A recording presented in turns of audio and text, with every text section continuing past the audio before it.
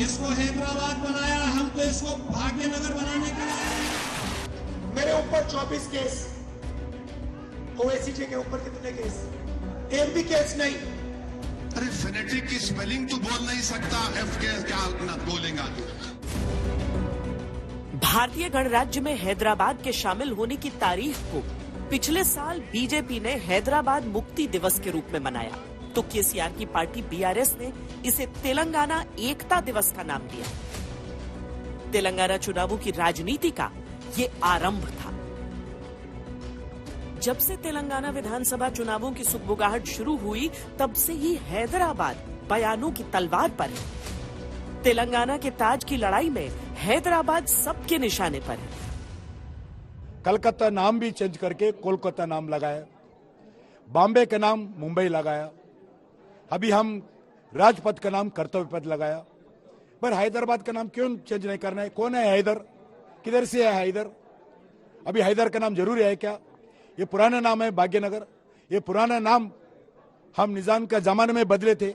हम बताना चाहता हूं, हम हैदराबाद का नाम भी भाग्यनगर के नाम पर हमारा सत्ता में आने का तो हम बदलाव करेंगे। मजलिस इत्तेहादुल मुस्लिमीन आपकी मताए अजीज है, आपकी मेहनत, आपकी दुआएं, आपकी कोशिशों से बनी जमात है, और मजलिस की ताकत आपकी ताकत है, मजलिस की कमजोरी आपकी कमजोरी है।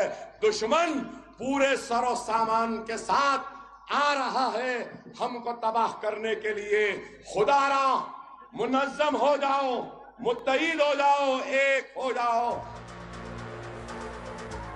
तेलंगाना के चुनावों में हैदराबाद के महत्व को समझने के लिए इसकी विधानसभा स्थिति को भी समझाते हैं। हैदराबाद में 7 विधानसभा सीटें पड़ती हैं। इनमें से 6 पर ओवैसी की पार्टी AIMIM का कब्जा है, जबकि 1 सीट गौशाला पर बीजेपी के टी राजा विधायक है। बीजेपी के पास पूरे तेलंगाना में एक ही सीट है और वो हैदराबाद में आती है। बाकी सीटें ओवैसी के मजबूत किले की तरह हैं। यहाँ न कांग्रेस की एंट्री है, न ही बीआरएस की। हालांकि इन चुनावों में बीआरएस और ओवैसी का गठबंधन है। यकीनन चुनाव है, कोई चुनाव आसान नहीं होता, चाहे वो लोकल बॉडी का हो, जिला परिषद का हो, सरपंच का हो, पार्लियामेंट का हो। चुनाव है, हर एक को मुकाबला करना है, कर रहे हैं सब लोग मुकाबला। और मुझे यकीन है कि इंशाल्लाह तेलंगाना की आवाम तीसरी मर्तबा इनको मुख्यमंत्री बनाएगी। बीजेपी जो इस बार तेलंगाना चुनावों में जीत का दम भर रही है, उसके केंद्र में हैदराबाद की राजनीति ही है, क्योंकि इसका दूसरा सिरा सीधे हिंदुत्व से जुड़ता है। आने वाली सदियों का भविष्य लिखने जा रहे हैं, तब हमें भारत के आत्मविश्वास को फिर नई बुलंदी लेनी है। इसलिए हमारी सरकार विकास भी और विरासत भी इस प्रेरणा के साथ काम कर रही है। आज देश अपने पावन धामों, अपने संतों, ऋषियों, तपस्वियों को सम्मान दे रहा है। तेलंगाना में बीजेपी ने हिंदुत्व का कार्ड चला है और बीजेपी के हिंदुत्व के पोस्टर बॉय समझे जाने वाले योगी आदित्यनाथ और असम के मुख्यमंत्री हेमंत बिस्वा शर्मा चुनावी मैदान में बीजेपी की हिंदुत्व पिच पर जमकर बैटिंग कर रहे हैं। भाग्यलक्ष्मी का मंदिर यहाँ पर है, उनके नाम पर फिर से भाग्यनगर बनेगा। इस बीच से आपके पास आए हैं। तेलंगाना में भी हमारा सरकार बनेगा और हैदराबाद भाग्यनगर बनते रहेगा, ये भी हमारा वादा है। कांग्रेस अगर ओवैसी पर बेहद तल्ख है, तो उसके पीछे असदुद्दीन ओवैसी के साथ जुड़े वो मुस्लिम वोटर हैं जो तेलंगाना की कम से कम 47 सीटों पर जीत हार के लिहाज से असर रखते हैं। मुस्लिम वोटर्स तेलंगाना में करीब 13% हैं। कांग्रेस के लिए तेलंगाना के मुस्लिम कभी पारंपरिक वोटर हुआ करते थे, लेकिन धीरे धीरे वो बीआरएस और ओवैसी के बीच बंट गए। कांग्रेस को अच्छी तरह पता है कि अगर तेलंगाना का ताज हासिल करना है तो हैदराबाद की जमीन पर पांव जमाने होंगे, ताकि बाकी तेलंगाना में बिखर चुका उनका मुस्लिम वोट बैंक वापस आ सके। कि ओवैसी जी पे एक भी केस क्यों नहीं? ओवैसी जी की सदस्यता रद्द क्यों नहीं हुई? ओवैसी जी का घर क्यों नहीं लिया गया? क्योंकि ओवैसी जी नरेंद्र मोदी की मदद करते हैं। सीधी सी बात। ये कांग्रेस पार्टी को डैमेज करने का काम कर सकते हैं। और बीजेपी की मदद करने का काम कर सकते हैं, ये हाजिर हो जाते हैं, खड़े हो जाते हैं वहां पे सामने, ऐसे सैल्यूट करते हैं, कहते हैं मोदी जी हमें बताइए कौन से कैंडिडेट देने, हम देते हैं, आपकी मदद करते हैं। तुम अपना इलेक्शन हार गए तो कितने पैसे लेके इलेक्शन तुम हारे राहुल गांधी अमेठी में? तुम 2014 हार गए, 2019 हार गए, तुम क्या पैसे लिए थे बीजेपी से? पैसे लिए या मुफ्त में हार गए तुम बताओ? राहुल गांधी तुम इसलिए कहते हो क्योंकि असदुद्दीन मेरा नाम है, मेरे चेहरे पर दाढ़ी है, सर पर टोपी है। तेलंगाना के हर निकाय में ओवैसी के पार्षद हैं और पूरे तेलंगाना में ओवैसी का संगठन है। ओवैसी मुस्लिम वोट बैंक की धुरी माने जाते हैं और हैदराबाद ओवैसी का सियासी हेडक्वार्टर। तेलंगाना की 119 सीटें, यानी 60 सीटों पर विजय मिलते ही बहुमत हासिल। 47 सीटों पर मुस्लिम आबादी का तगड़ा असर माना जाता है, जबकि 29 सीटों पर मुस्लिम आबादी 15% से अधिक है। हैदराबाद की 7 सीटों पर मुस्लिम आबादी 50% से अधिक है। ऐसी स्थिति में ओवैसी फैक्टर तेलंगाना की राजनीति में बहुत अहम हो जाता है और हैदराबाद सबसे हॉट स्पॉट।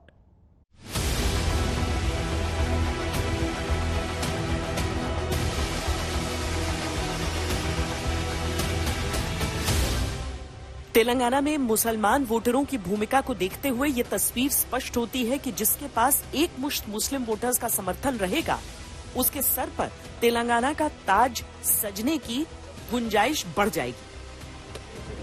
ओवैसी ऐसे में किंग नहीं तो किंग मेकर की तरह देखे जा रहे हैं।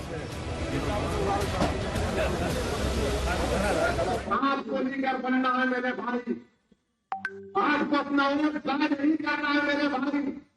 मेरी सरदार माँ और बहनों, समझो मेरी बात को, समझो मेरी बात को। ये खेल हो रहा है तेलंगाना में, ये खेल हो रहा है तेलंगाना में, मेरी बात को समझो।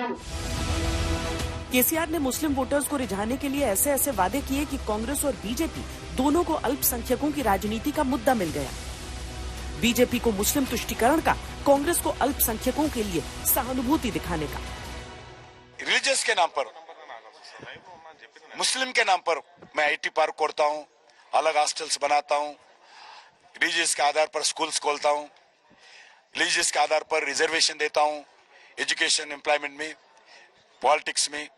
आज हैदराबाद में, तेलंगाना में जो लोकल बॉडीज में मजहब के आधार पर जनता को रिलीजियस के नाम पर तोड़ रहे, ये गलत है। एक तरफ वो पार्टी है जो चाहती है कि इंसान अलग अलग लगे, कोई हिंदू लगे, कोई मुसलमान लगे, कोई सिख लगे, कोई ईसाई लगे, और एक तरफ कांग्रेस पार्टी है जिसकी विचारधारा यह है कि आपका धर्म कोई भी हो, लेकिन आप जब एकजुट होकर के बैठे तो सिर्फ इंसान नजर आए। केसीआर ने इन चुनावों में मुस्लिम समुदाय के लिए वादों की झड़ी लगा दी।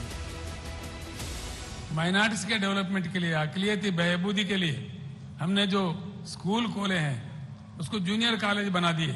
उन बच्चों को बेहतरीन तालीम हासिल हो रहा है। मुसलमान नौजवानों के लिए मकशाए वन्फ का जायजा लेके एक हम स्पेशल माइनॉरिटी बच्चों के लिए आईटी पार्क भी हैदराबाद में बनाने का मंसूबा सोच रहे हैं हम लोग।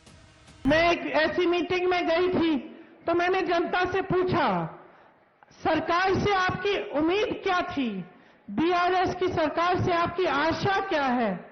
और जनता ने हाथ उठा के ऐसे बोला कि हमारी कोई आशा नहीं है, कोई उम्मीद नहीं है। जिस मौसम में तेलंगाना की राजनीति हैदराबाद की धुरी पर घूम रही हो, बीजेपी के लिए ये स्थिति अनुकूल हो जाती है। बीजेपी के प्रचार का एक बड़ा हिस्सा हैदराबाद का नाम बदलने को लेकर रहा और इसके पीछे भी एक बड़ी राजनीति रही। 2020 में ग्रेटर हैदराबाद के निकाय चुनाव हुए तो बीजेपी ने अपनी पूरी ताकत झोंकी थी और अपने चुनाव प्रचार अभियान में हैदराबाद को भाग्यनगर बनाने का वादा सबसे ऊपर रखा था। नतीजा ये हुआ कि बीआरएस ने 55 सीटें जीती। बीजेपी ने पहली बार अपने इतिहास में हैदराबाद के अंदर 48 सीटें जीती। ओवैसी की पार्टी तीसरे नंबर पर रही और 44 सीटें जीती। कांग्रेस को केवल 2 सीटें मिली। भाग्यनगर के राम भक्तों को प्रभु राम का आशीर्वाद दिलाने के लिए अयोध्या लेकर के आए। नहीं, ये लोग तो सिर्फ नाम बदलने की पॉलिसी है, नफरत है उनको।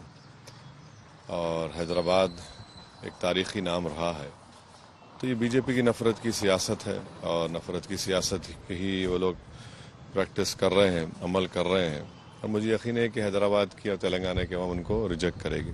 अगर हैदराबाद की राजनीति मुस्लिम वोटर्स के लिहाज से तेलंगाना की राजनीति में जरूरी दिखती है तो बीजेपी ने भी हैदराबाद की राजनीति को हिंदू वोट बैंक के लिए चुना और तेलंगाना चुनावों में दस्तक दे दी।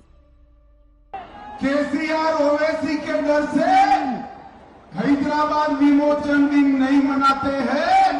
भारतीय जनता पार्टी की सरकार बनाओ। 17 सितंबर को हम स्टेट दिन के रूप में हैदराबाद विमोचन दिन मनाएंगे। तेलंगाना चुनावों में हैदराबाद की राजनीति का इस्तेमाल बीजेपी 2024 के आम चुनावों में तुष्टीकरण के बड़े आरोपों के साथ करेगी और ऐसे में बीजेपी आंध्र प्रदेश और तेलंगाना के साथ साथ बाकी राज्यों में भी हिंदुत्व के मुद्दे को मजबूती से उठाना चाहेगी। 1947 में भारत आजाद हुआ, उसके एक साल बाद 17 सितंबर को हैदराबाद का भारत में विलय हुआ था। इस दिन के इर्द गिर्द भी राजनीति होती है और हैदराबाद के पूरे इतिहास से चुनावों के दौरान प्रचार को जोड़कर भी करती हैं पार्टियां। हैदराबाद भारतीय जनता पार्टी के लिए हिंदुत्व की मशाल है तो राष्ट्रवाद का एजेंडा भी सेट करता है। इतिहास की तारीखों में दर्ज है कि हैदराबाद के नवाब ने भारत में विलय को रोकने के लिए एक मिलिशिया यानी लड़ाकों का संगठन तैयार किया जिन्हें रजाकार कहा जाता था। तब MIM पार्टी ने उनका साथ दिया था। हालांकि आज ओवैसी इतिहास के उस पन्ने से अपना वास्ता नहीं बताते पर बीजेपी इसे मुद्दा बनाती है। निजाम का जब राज आया तभी उन्होंने नाम को कन्वर्ट किया। पहले नाम भाग्यनगर था, भाग्य लक्ष्मी माता के ही नाम पर था, लेकिन निजाम का राज आने के बाद में उस नाम को उन्होंने चेंज किया, हैदराबाद लगाया। तो आने वाले समय में जिस चुनाव का बहुत अच्छा माहौल है और भारतीय जनता पार्टी की सरकार तेलंगाना में बन रही है। तेलंगाना में जैसे ही भारतीय जनता पार्टी की सरकार बनती है तो सबसे पहला काम हम वही करेंगे। कौन सी किताब में भाग्यनगर लिखा है बताओ कौन सी किताब में नहीं लिखा गया। ये 400 साल पुराना शहर जिसका नाम हैदराबाद है।